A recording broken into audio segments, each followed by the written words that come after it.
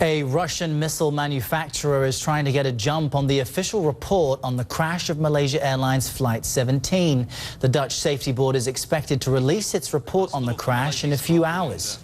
Jill Doherty is with the International Center for Defense and Security. She joins us live now from Moscow. So, Jill, you've been listening into what the Russian manufacturer presented to the media just a few moments ago. What stood out to you? Well, what they're saying is that, well, let's back up. The theory so far coming from the western side has been that that plane was shot down by a missile that was launched from the ground from areas controlled by the rebels in Ukraine. And now the company that manufactures that missile is saying, as it has said before, that it has done a very careful modeling, in fact, two modelings of how this accident occurred, and they believe that that missile that was launched came not from the rebel area, but from an area controlled by the Ukrainian government forces. So that is what we're, expecting to hear. But when you get to the actual report coming from the Dutch, that is the safety board, Dutch safety board, that's reporting. They are not going to be saying who did it. They're going to be saying how it happened. But culpability will come later when they have a report. There's actually a criminal investigation ongoing, also led by the Dutch, and it will be a while before that comes out. Rosemary? Yeah, and Jill, the problem with that is that for the most part, it was understood that this was a Russian missile, and people wanted to know who fired it. They're not going to find that out. That's problematic, isn't it? Is there any sense that they will actually look into that part of this story a little further down the track? Yes, I mean, that is the criminal investigation, as I said, is ongoing, and that is what they would look at. Who controlled that missile?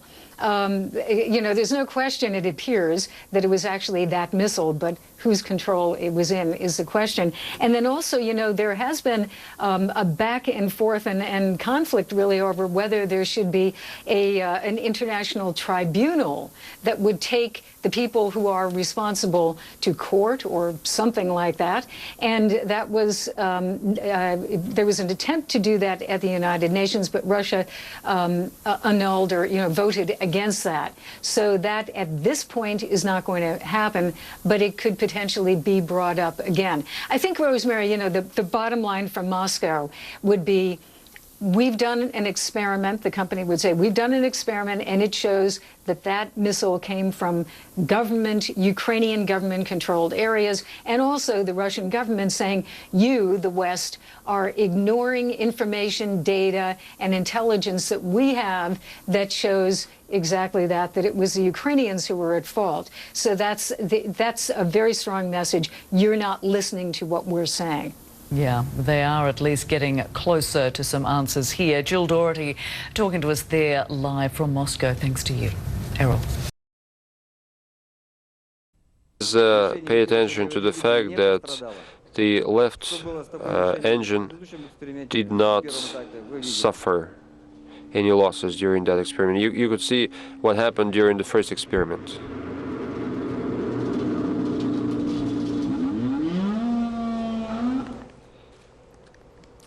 Well, after that, we began looking into the damage pattern. The first analysis showed that in the glazing sides from the left side of the cockpit, there were no ricochets. All fragments have penetrated the port side, not only at the glazing, but further, much further, until the until the port side door, and even further, much further than observed on the real MH17 flight. Here you can see this is a stop shot from high-speed cameras. You can see that fire stripes, the high-energy elements, those I-shaped elements that have not just penetrated the starboard, but had high residual speed, and they should have penetrated the right wing. The blue circles are low-velocity fragments. They've made a puncture and could not fly any further. But the high-velocity elements were quite a lot that moved forward. The starboard types of punctures. One window is fully destroyed, the second had 3 punctures but still there. Again, this is very different from MH17 observations. Again, what was said before, there were no ricochets at the glazing of the cockpits. That was shown on the real Boeing picture. And pay attention, please, that starting from the very nose part, you can see the similar typical punctures that could have been left on the I-beam in case of I-beam killing elements. They have a butterfly shape, and they are visible on the entire port side, and they are recognizable irrespective of the angle of attack. So even behind the left, so the port side door, they are typically recognizable, and by size and by pattern of the opening. This slide is showing the fact that the target imitating the left motor had no penetrations. So that was confirmed by our computer modeling. And these are the elements that were cut off from the aircraft. Also, they feature the typical punctures of a butterfly shape, and such openings should have been on MH17 if it were shot by Book M1, because it's only 9M38 M1 missile that have I-shaped killing elements. Please pay attention to shot number 5. It is located behind the captain's chair. The striking elements went under a bigger angle, and in the MH17 case, we can see that the far left wing had ricochets. Physically, it was not possible to have any ricochets here. And you can also see in one of the frames the trajectory of the killing element's flight. They are shown in white arrows. On the next slide, we show the elements of construction where the fragments were cut out, and absolutely different places show clear holes in the pattern of I-shape. They should have been there if the plane would have been taken down by this warhead. The main difference from the analysis that we carried out before, in this full-scale tests, we received the stringers hit, not bulkhead, not stringers. That is practically perpendicular what we saw in Boeing 777 fragments, and these are the pictures confirming that. There were also cases of bulkhead damage, but you may see that the killing element was coming in at a 90-degree angle and hit just part of bulkhead, or it penetrated the bulkhead and tore it in two pieces. On Boeing, then, we saw a number of holes, and they were moving along the plane, and if it was from Snezhny, then it were moving perpendicular. This is the element from the outside of the cockpit. This is the far left window, and the characteristic traces show that these are the punctures and not ricochets. At the angle of more than 30 degrees, the eye shape could hit less than 12 millimeters of duraluminum material. The next slide shows the fragment of the port side before and after the experiment.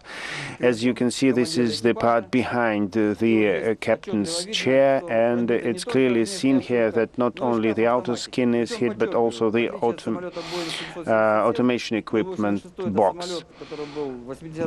Il-86 has the all avionics and electronics, which is analog-based, which is much more metal-intensive versus what we see in Boeing.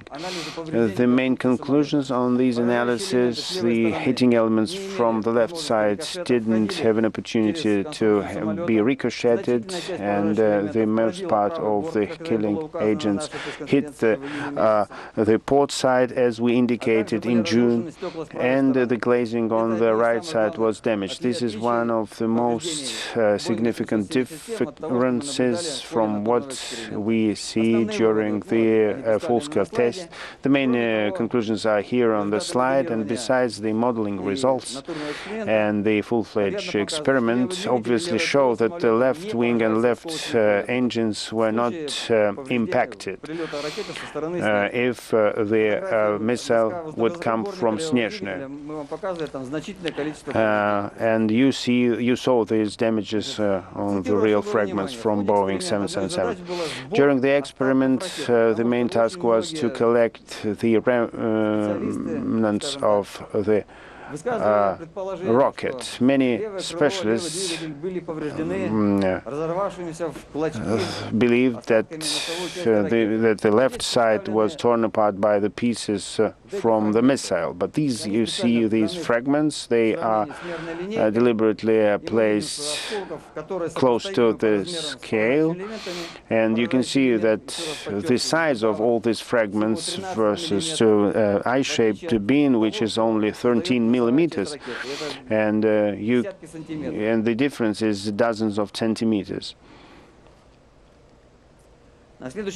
On the next slide, you see the fragments of other compartments of the missile. On the top, you see the engine elements. In the internet, there were some assumptions that a full tube was found from the missile. It could be also included in the investigation process, but you can see what is left of the engine. In the first experiment, we used only the warhead, and in the second experiment, we used the whole rocket in full assembly, and also the elements with the serial number of the missile, which allowed us to determine who was the owner of this missile. Next slide shows results of verification of our modeling. In the top part, location of the rocket and the plane based on the model.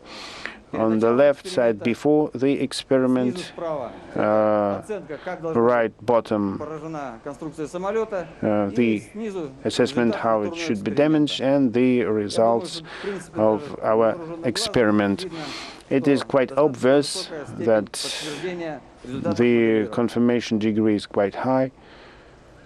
Apart of that, a number of fragments and the splinters that we show here to you are taken out in the second stage of the experiment. They couldn't have stayed in the avionics elements. And this is the example of such an element on the next slide. As in the first experiment, during the second stage, we took out all three fractions, and this is the big difference from what was found in Boeing. So-called fillers 662, there's a small insert which is located between I-beam shaped elements. This is a small brick which is inserted between them. It was not found in Boeing, and this is the outer view of the element. This I-beam shape is destroyed, no butterfly shape, but its thickness couldn't be 1 or 2 millimeters. None of the patterns has such thickness. Either they are just demolished in the dust, or they just keep this butterfly pattern, and then they penetrate holes in the form of this butterfly. On the top part, in the top part, these are archive materials which were declassified and presented to the international commissions. These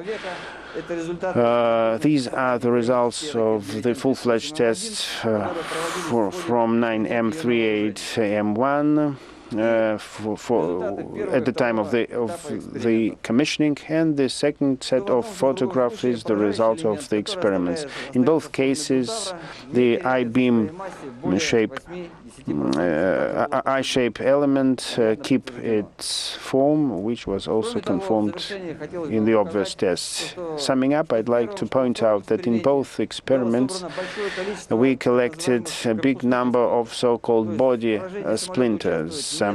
So not only I-shape elements and also other elements of the missile take part in the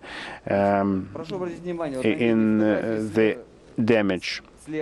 On the left, they are shown in comparison with the killing fragments. They are much bigger in size, and they can leave such holes in the skin.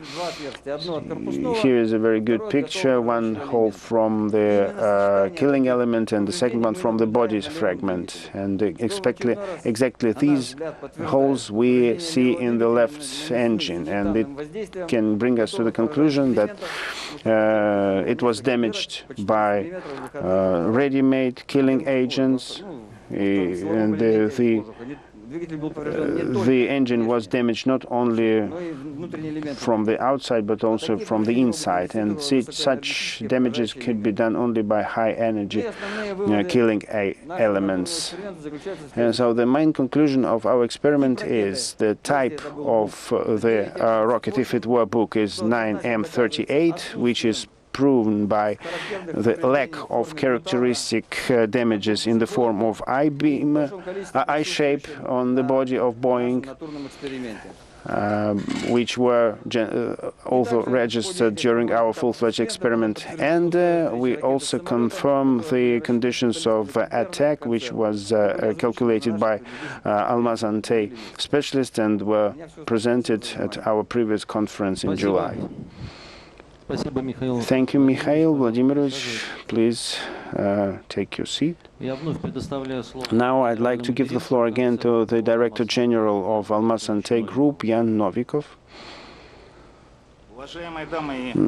Ladies and gentlemen, as a result of the shown presentation, we have proven that the missile which took down Boeing over Ukraine was 9M38 from Buk SAM complex launched to the south from Zaroshinsky township. Such type of the missile was produced in the Soviet Union in 1986. And by the decision of the general designer of the missile, the final safety lifetime was defined as 25 years, and we have the minutes of these examinations, after which its use was prohibited and these missiles were decommissioned commissioned by the Russian army. I'd like to draw your attention that every word and every conclusion of today were confirmed both by mathematical calculations and full-fledged experiments. The scope of performed work shows the seriousness of our group's intentions to defend our position. The huge number of accumulated data, and we showed you only a small part of the data we are ready to hand over to the International Investigation Commission and to the European Court, which is now proceeding our suit.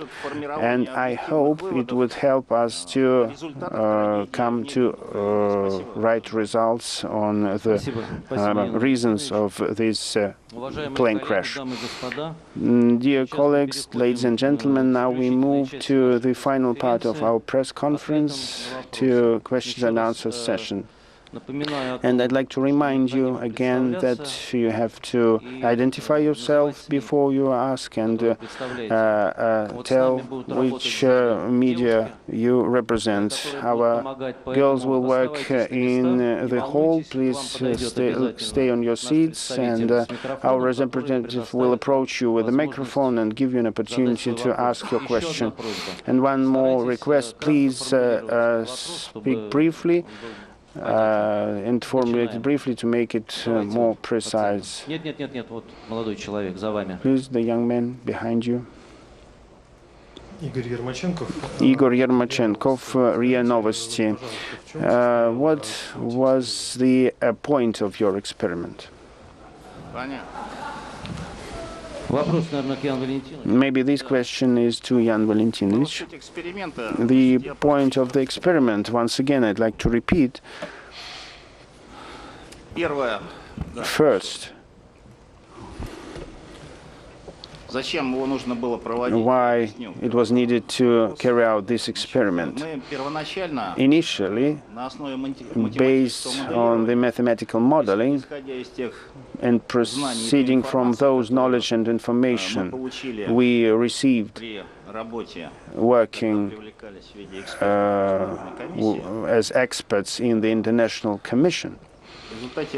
And as a result of this mathematical modeling, we came to conclusions which we presented on June 2nd this year. And of course, mathematical modeling results have to be checked for validity. And every version, every hypothesis could be verified only on practice by live tests. And the tests, the second part of it, is not that load for us as for engineers and designers in terms of information. For us, the first stage would be enough, but the second one was focused on details, although they were interesting for us too.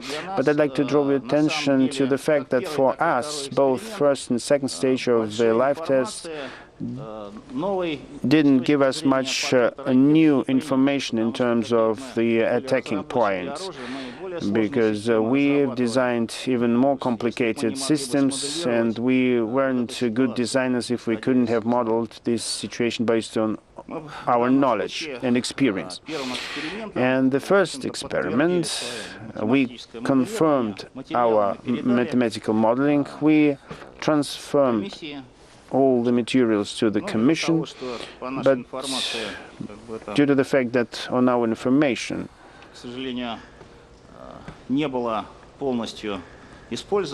this information unfortunately wasn't used, we carried out the second stage of the test. For us, it was really unexpected to have this butterfly pattern. It's just a slang word.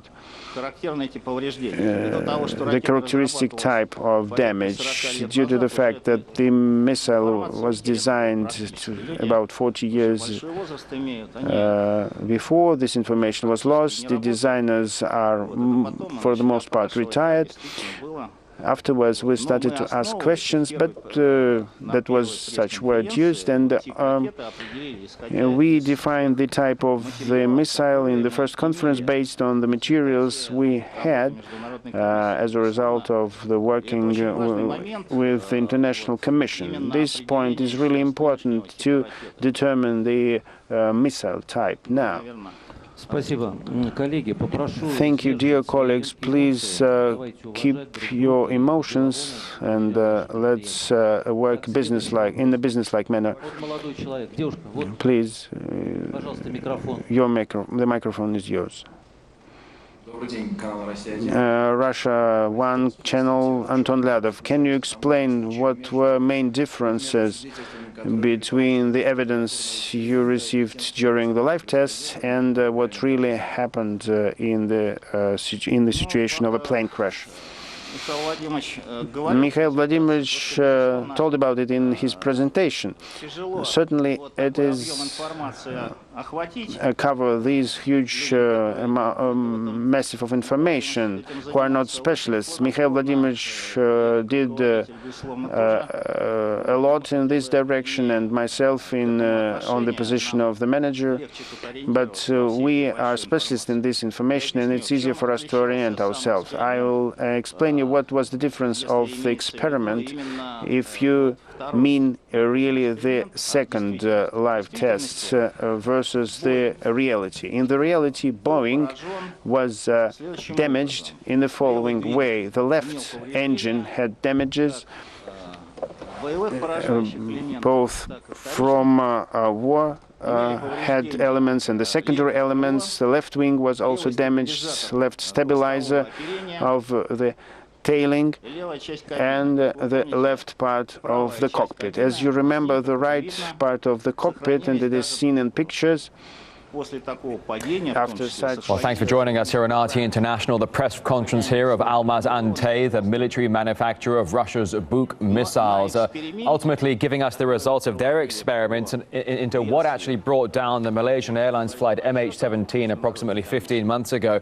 An incredibly technical display here. They did how many tests did they do with various missiles and illusion aircrafts that have very similar metal alloy skin to that of the Boeing that was shot down? Ultimately, to wrap it up briefly, the officials here saying that it must have been an older version of the Buk, which the USSR decommissioned many years ago. If the missile had struck head-on, the starboard side of the plane would have been penetrated, which is not the case, and that contradicts what the Dutch investigators had originally said. The so-called killing elements or fragment projectiles from the missile had very different shapes. They were comparing and contrasting a butterfly shape versus a T shape and an I shape. These do not correspond to the Dutch theories. Ultimately, the shrapnel fingerprints are very different. The test impact evidence shows a missile was shot from territory held by Ukrainian military units.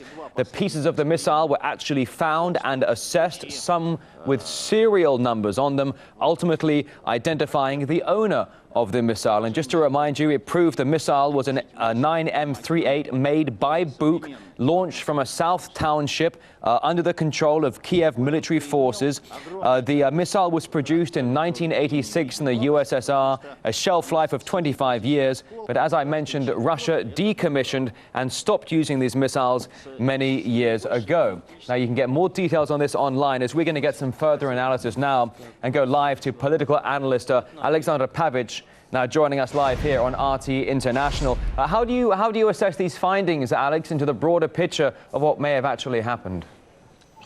Well, the findings, the thing is, there's a general impression, and that is for the past year, the Russian side has been trying to be maximally transparent, and they've offered to share the transparency with, let's say, the Western side and the Ukrainian side, and they have not received a positive response. So you have, on the one hand, Russians doing maximal effort to get to the bottom of this. On the other hand, we have no transparency whatsoever. We don't even know up to this day what's in the black boxes, which are in the custody of the Dutch and practically the Americans. So this is the general impression. And of course, the big impression is that they decisively showed here that it could not have been a Buk missile used by Russia or by the defense forces. It must have been the Ukrainian side if it was a Buk missile, in fact. Well, by doing the trajectory analysis here, Alex, showing where the missile ultimately came from or suspecting where it came from due to the side of the plane where it hit, they're saying it came from a Ukrainian military territory. Just for a moment here, let's have a quick listen, Alex, to get one of the latest comments here. Listen here.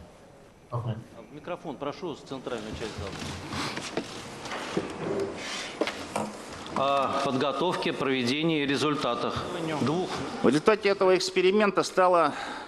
The first experiment made it evident that if MH17 had been brought down by a Buk missile, it could have only been an old modification.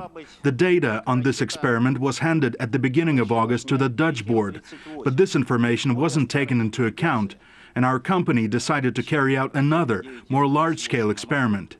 It was carried out in conditions identical to those in the report of the Dutch board. The results of the experiment completely contradict the conclusions of the Dutch board on the type of the missile and the place of the launch. Alex, why do you think we're getting such conflicting reports here? This latest Russian investigation here showing the missile is ultimately from the 1980s, decommissioned years ago, and yet we're getting a very different story from the Dutch investigators. Why such a blockage here? Unfortunately, from the very start, it seems that the way it was set up on the Dutch side is that a jury sat and reached a verdict before the trial even started. And the verdict was it must have been the Russians' fault.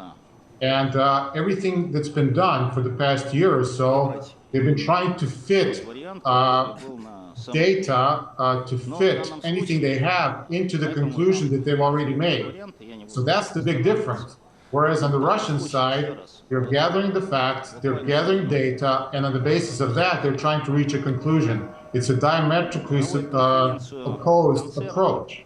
Obviously, one side is trying to get at the truth. The other side is trying to prove a preordained truth that they've already launched through their media. Well, you say the verdict perhaps already announced before the trial even started here. You would imagine when it comes to an airline crash such as the tragedy of what happened to MH17, a simple place to find information would simply be to ask the Kiev authorities to release the information from the airport traffic control tower. Why has that not been released? That should confirm what happened.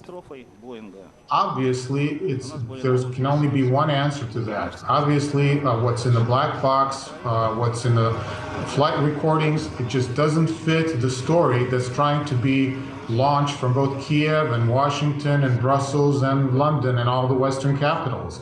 If there was a semblance of evidence supporting their claims, they would have released it by now. So obviously, the truth just isn't convenient. And as a result, the public isn't receiving all the information, specifically the information you just mentioned from the black box. I mean, that's the ABC of investigating any plane crash. And more than a year has passed. No one knows what the communication was between the air control and the flight MH17. What appears to be an extremely thorough investigation here by the Russians involved here, the Russian officials, also that of course, Almaz Antey, the producers of various military manufacturing elements, of course, that of Russia's Buk missile. It does seem a bit strange, for example, that here we have Russian investigators doing these full-scale experiments here where they've blown up the Buk missile alongside an Illusion plane with a very similar metal aluminium skin to that of the Boeing. But we've had no word from the Pentagon at a time when the Ukrainian conflict was really heating up. The Pentagon must have had satellites in the region. The Kiev airport control tower not releasing any information about the flight path, the conversations with the pilots, and all we seem to have is the Russian side here presenting a huge wealth of evidence that suggests the missile was not launched from where the Dutch investigators say it was launched. They also say it was a different version of the missile. Let's listen in quickly. Stand by. We're going to go back to the press conference now. Side. So who exactly in that commission said no to the Russian findings? Но, в принципе, Again, the state of events just speaks for itself. As is known, there was an attempt from Russian Aviation Authority. We're not trying to speak for ourselves only, but we do have this information available. But the Russian Aviation Authority have addressed the International Civil Aviation Organization that the Russian side says that the Commission has or had ignored one of the most important principles of air incidents investigation, which is the sequence of findings or conclusions. According to that statement, the investigation team, instead of trying to analyze the nature of all damages and then make any findings or conclusions, those guys have initially stated that the MH17 was shot by an SAM missile from a certain place, certain district, and this runs counter to every principle. We have repeatedly asked authorities to take into account our competence and our experience, and we have passed over the documents from the first live test in August. They were sensational, I would say, because of that eye-shaped damage, and it's easy to see what kind of missile was used. And again, in the preliminary reports, it was ignored, as far as we know. That's what I meant. Thank you. A young man in the second row. No, this... Who? Vladimir Vashchenko, Gazeta.ru. I have an addition we continue to watch this question. big press conference here, the investigations by the Russian officials here. What happened to MH17 approximately 15 months ago? We're bringing back Alexander Pavic. Thanks for staying with us here, Alexander, as we go through these official findings of the latest experiments here. It was worth mentioning that the Russian Foreign Minister, Sergei Lavrov, had said in the past 24 hours that, for example, members of the OSCE, also involved in security in eastern Ukraine and to do with the MH17, Lavrov was saying that what he called so-called facts were being ignored by members of the OSCE. And then the Secretary General of the OSCE actually said to the press, the first comment he made was, "I've never seen this before. The OSCE is split down the middle, only comparable to something from years ago in the Cold War." Why would the OSCE be split down the middle during this investigation? Because obviously the investigation is being politicized. As a result, some facts are more convenient than others, and some facts are very inconvenient because obviously there's a political agenda behind all this. What I think also should be said is I can't imagine that the families of the victims, almost 300 victims of this terrible tragedy, are going to be satisfied with this, with evidence being withheld or actually refused by the body that's doing the investigation. I can't imagine what's going through the heads of these people who just want to know the reason for the deaths of their loved ones. This should be an international scandal, that evidence is being refused. So I think that this is something that should be underlined in the days and weeks ahead. And that is that we are not having a proper investigation here. This is the deaths of 300 people are being used as a tool of geopolitics, of pragmatic political policy. And this is a big, big scandal. Of course, Alex, when this story first came out, the tragedy of MH17 coming down, within literally hours, the fingers are pointing at Russia, saying it was a Russian Buk missile. If that's the case, why do you think the Buk designer wasn't even invited to be a part of the probe? Well, obviously, because what they know, I mean, those conducting the investigation would clash with what the manufacturer of the missile would say. And obviously, once again, the verdict has been reached. And anything that opposes that verdict is just not a convenient truth. But this is not anything new. I mean, the OSCE observer mission in Kosovo in 1998, just before the bombing of Yugoslavia, there was also controversy within that as well, because what the OSCE mission was finding at the time and what the political decision makers in Washington were saying was not the same. It was diametrically opposed. But the observers were overruled by those seeking a political agenda. As a result, a country was bombed for almost 80 days, disregarding what the OSCE observers saw in the field. So this is something that's being repeated as far as the OSCE is concerned as well, which is just saying that the organization has been totally poisoned by politics, by political agenda, and this is coming from the West. Alexander, if I can just jump in very quickly here. It's been an issue of various people trying to get involved here, international analysis, experts as well. We've been speaking to all sorts of pilots, current and retired. We've spoken to investigators as well. The OSCE saying it's split with the investigation. We have at least 4 German families that will now be suing Ukraine and suing the Ukrainian president for what they say murder by negligence. Do you think they'll ever get some sort of justice with that? It all depends where they're going to launch their lawsuits. If there's a free and independent court, I think they're going to get satisfaction because it's obvious that this is not a sound investigation. I mean, one can just imagine anyone from any Western country or any law-abiding country. Can one imagine a criminal investigation, just a plain criminal investigation, being conducted in this way? Let's say a murder investigation.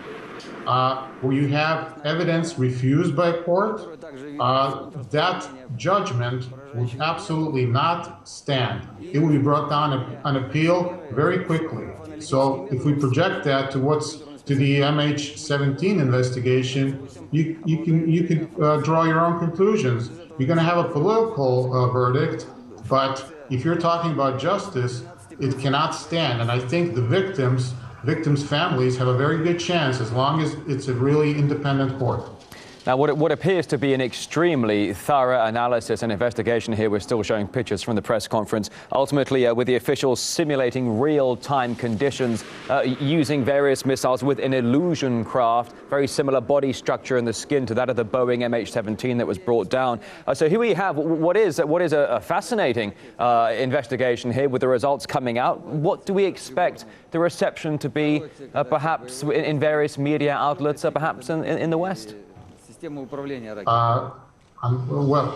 I think we will just have more of the same. And they've invested too much in a version where the conclusion is already preordained, and that is that it must be Russia's fault, that Russia has brought the airplane down.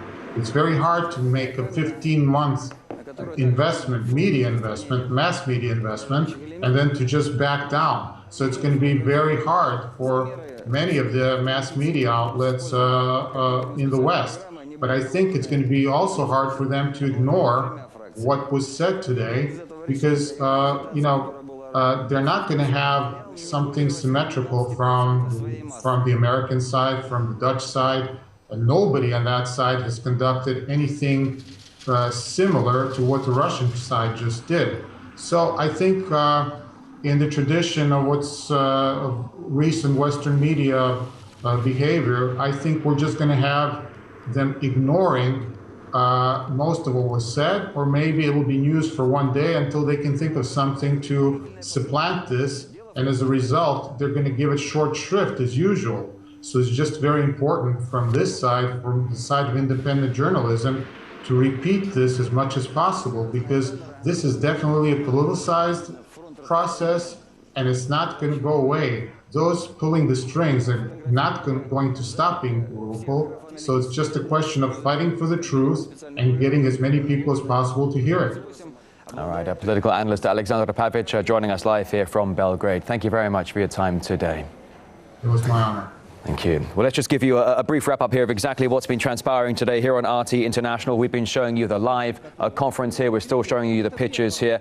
The unveiling of the Russian investigation into the downing of MH17. Ultimately, real-time simulations done with an Illusion aircraft, missiles, explosions as well, to see what kind of shrapnel signatures, what kind of shrapnel fingerprints have been left on the fuselage and among the debris of the plane. You're seeing some of the experiments tested right here. Ultimately, the experiment showing that if indeed it was a Buk, it was a variation of a much older Buk that was decommissioned years ago in Russia, produced by the USSR in 1986, and the Russian military does not use them and has not used them for quite some time. With the explosive residue and where the shrapnel hit on the airplane, it suggests that the side of the plane, the starboard side, was hit in contrast to what the Dutch Safety Board had said. Also, the angle of impact showing that the missile actually originated from areas controlled by Ukrainian military personnel as well. So just for a quick moment here, let's go back into the press conference and let's carry on listening to what else they have to say here. We were shown those killing elements with certain specifications that again raised doubt on our side. That's why we ran this experiment.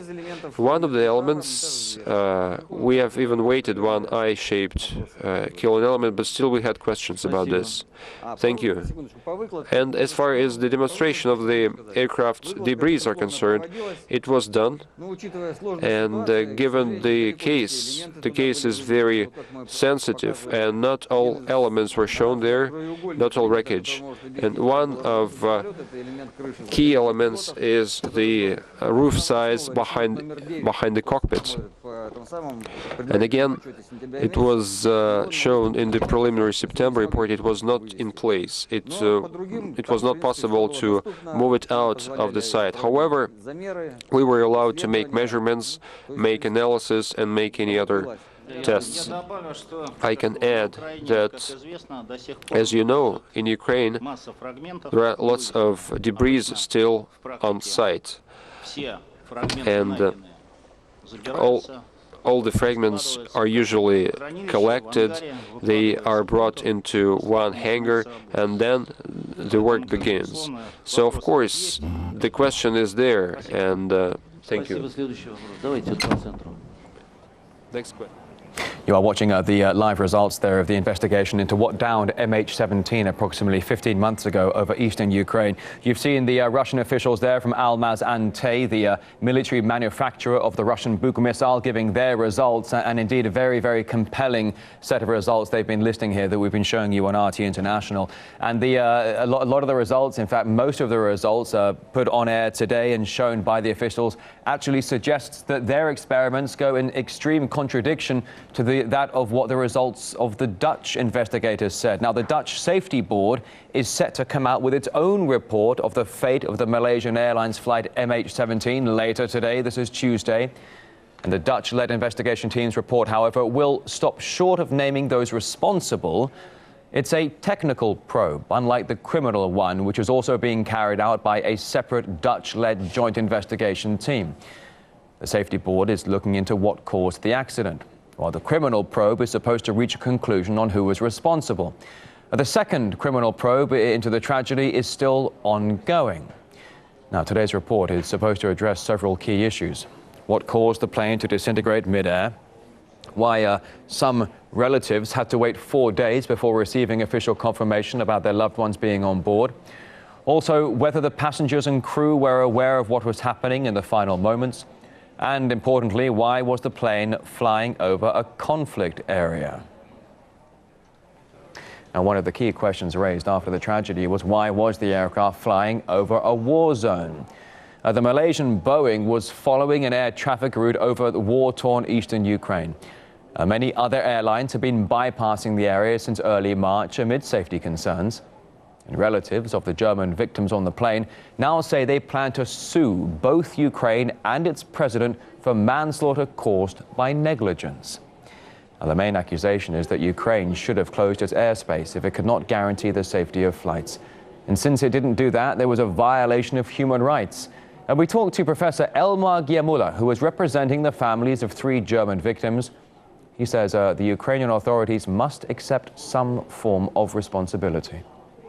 The Ukrainian government has the responsibility over its airspace, which every state has, because the airspace belongs to the state territory of any state. And having opened the airspace for civilian traffic means, of course, at the same time that the Ukrainian government, that any government, must actively accept its responsibility. And if they are not no longer masters of their territory on the ground because there are rebellions, then they must draw the consequences and close down the airspace. This is what they have not done, and this is exactly where we base our lawsuit on.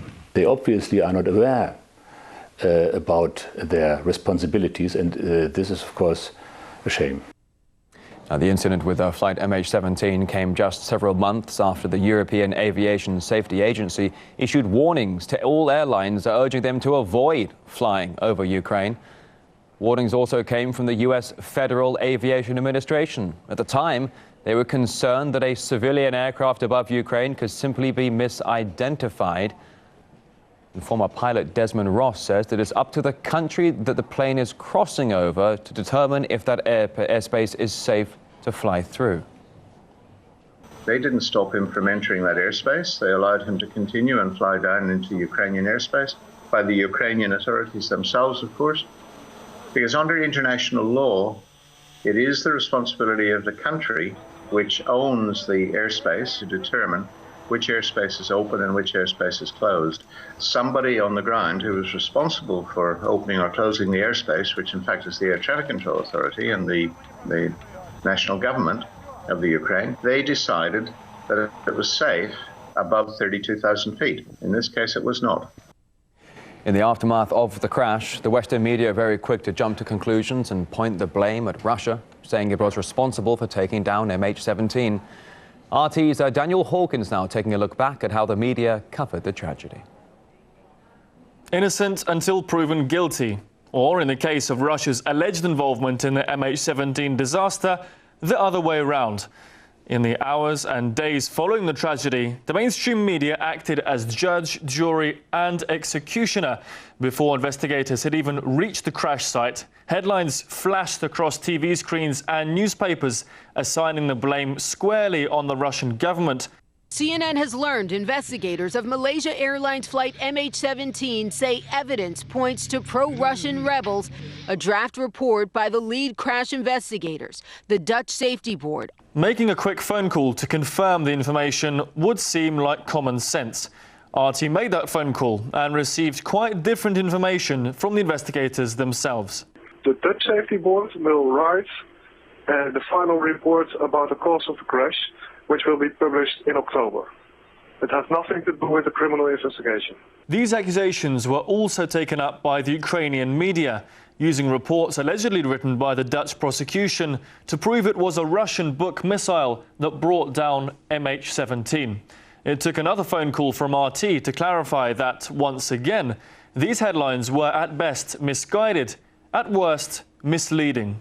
I'm not familiar with these reports, but I can say for sure that they are not correct. We are still investigating the plane crash.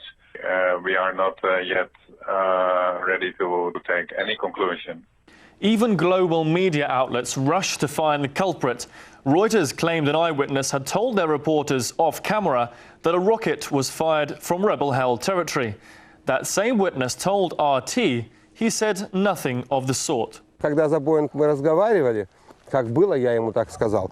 А вот это вот без камеры, там всю эту мутату, которую он уже сам придумал, это ложь, потому что я без камеры вообще на эту тему мы не разговаривали. And large media outlets weren't the only ones to claim a monopoly on truth.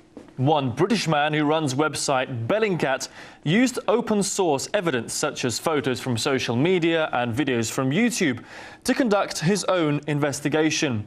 Der Spiegel ran that story on the report, which accused Russia of faking MH17 evidence. But the German paper had to make a retraction. The report was taken apart by a forensic expert who dismissed the evidence as completely unreliable. So, regardless of the outcome of the official investigation, it seems the unofficial trial by media has, for the last year, been a foregone conclusion. It's RT International live from Moscow. I'm the leading state sponsor of terrorism.